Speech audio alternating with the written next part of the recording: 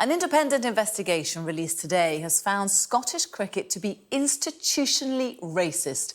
The report cites at least 448 examples that prove discrimination to be heavily rooted in the sport. The entire board of Cricket Scotland resigned yesterday after Sky News broke the investigation's findings. Well, let's have a look at the headlines for you now. The report revealed that 62% of all survey respondents had experienced, seen or reported to them incidents of racism, inequalities or discrimination. There was a lack of any anti-racist training in place for board, staff, volunteers, players, coaches or umpires. And there was no consistent process for handling racist incidents. And people who did raise issues were sidelined or ignored.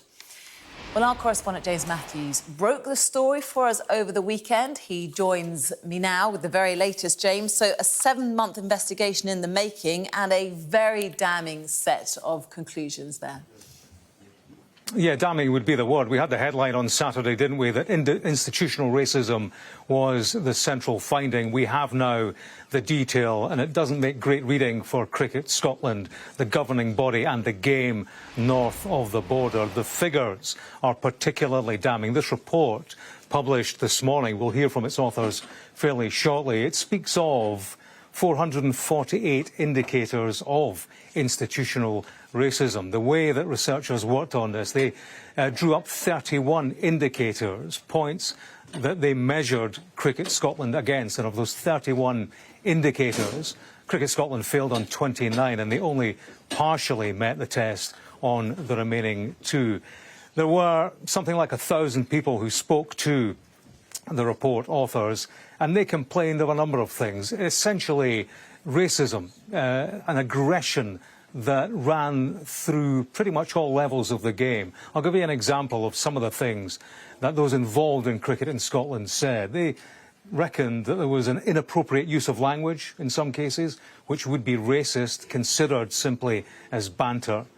They spoke of a concern that sledging was being used as an excuse to racially abuse opposition players. There was a lack of understanding, some said, of the impact of language and behaviour on individuals, inadequate systems to report racism on and off the pitch.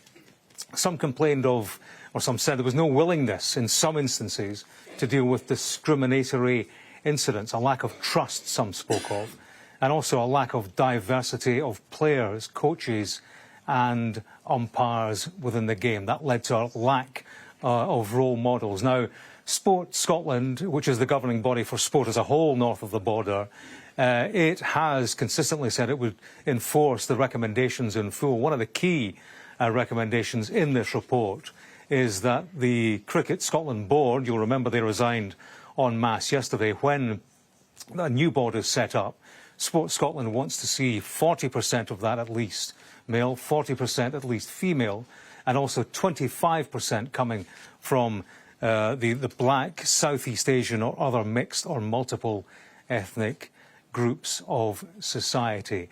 Cricket Scotland has been placed in special measures. Essentially, that means that if those recommendations aren't followed through by Cricket Scotland itself, then Sport Scotland will step in.